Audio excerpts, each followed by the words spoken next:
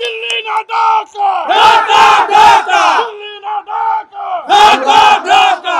শ্রমিক জনতা যখন আরেকবার রক্ত দিয়ে এই দেশে ফ্যাসিস্ট সরকারকে ক্ষমতা থেকে উৎখাত করে ভারতের দালাল একটি সরকারকে উৎখাত করে নতুন করে আবার যার মর্যাদায় অধিষ্ঠিত করেছেন, নতুন করে বাংলাদেশের যাত্রা শুরু করেছেন, তখন আমাদেরকে বারবার মৌলানা ভাসানীর কাছে ফিরতে হচ্ছে কিভাবে আমরা আমাদের যাত্রা তৈরি করব।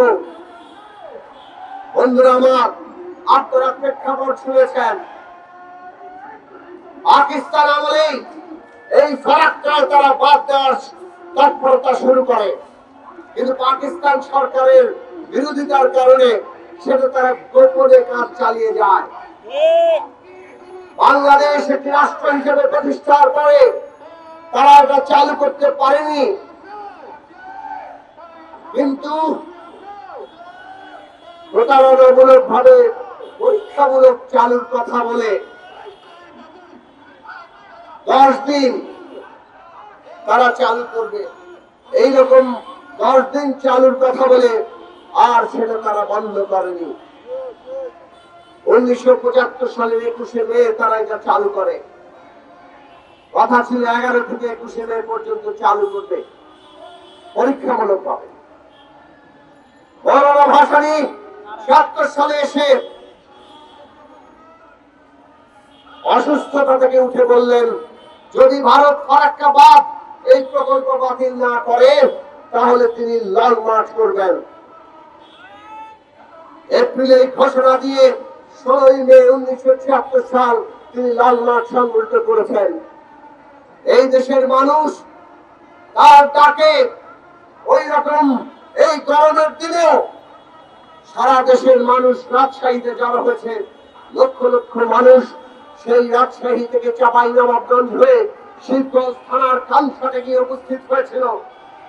মৌলানা ভাসানীর এই লং মার্চ সারা পৃথিবীতে আলোড়ন সৃষ্টি করেছিল, আর তার ফলে ভারত সরকারের চাপের মধ্যে পড়ে। প্রেসিডেন্ট জিয়াউর রহমান তখন দেশের শাসক, তিনি তখন ভারতের সাথে যে চুক্তি করেছিলেন সেই চুক্তিতে বাংলাদেশের কিছুটা স্বার্থ রক্ষিত হয়েছিল। অন্তত পক্ষে গ্যারান্টি ক্লজ দিয়ে কতটুকু পানি আমরা পাবো তার একটা ব্যবস্থা তখন করা হয়েছিল। মৌলানা ভাসানী বলেছিলেন, এই নদীর পানির উপরে কেবল মানুষের অধিকার নেই, নদীকে বাঁচিয়ে রাখতে হবে। নদী বাঁচতে হলে নদীর পানির প্রবাহ দরকার।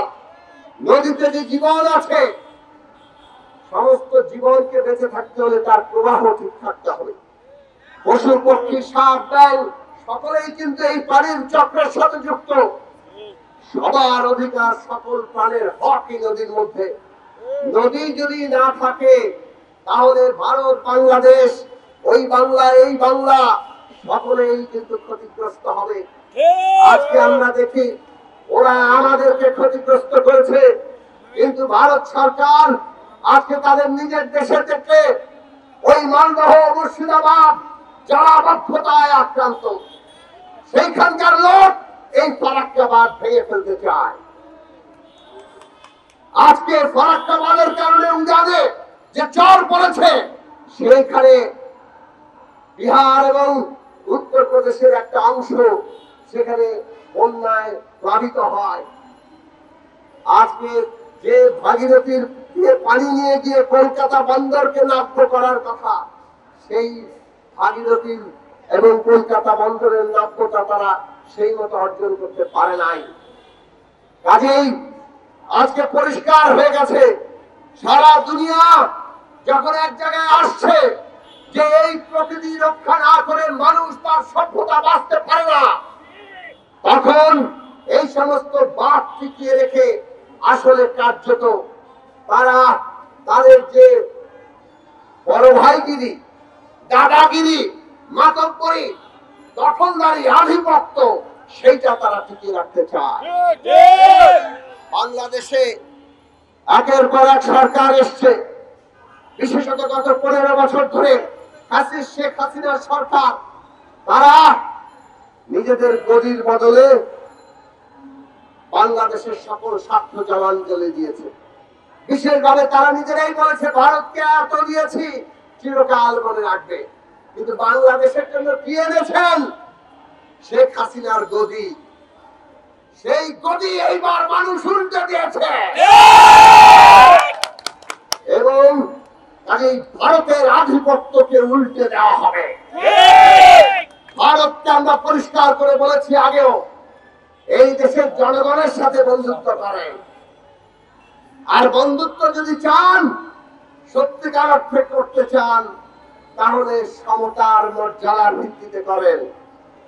কারো অধিকার হরণ করে বন্ধুত্ব হয় না, সেইটাকে দাসত্ব বলে।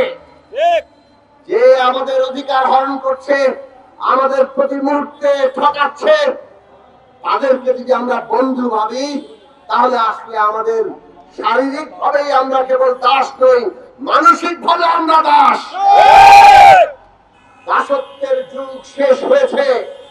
বাংলাদেশের মানুষ আর ওই ভারতের একতরফা সমস্ত কিছু বাংলাদেশ থেকে তারা কেড়ে নিয়ে যাবে, আর আমরা আমাদের অধিকার পাবো না, এইটা আর মানবে না বাংলাদেশ।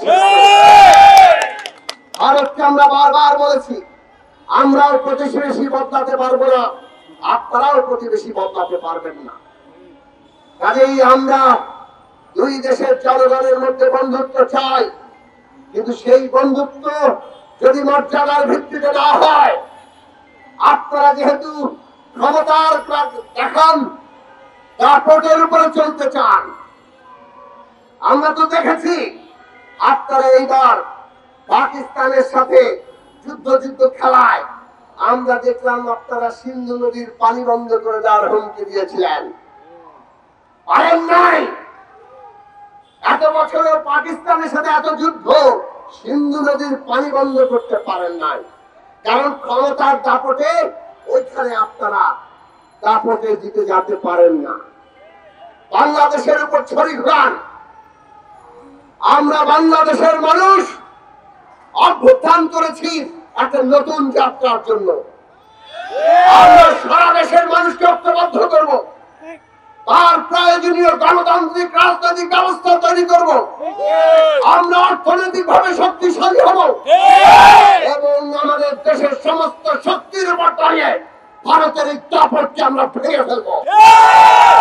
দিল্লি না ঢাকা, ঢাকা ঢাকা, দিল্লি না ঢাকা, ঢাকা ঢাকা।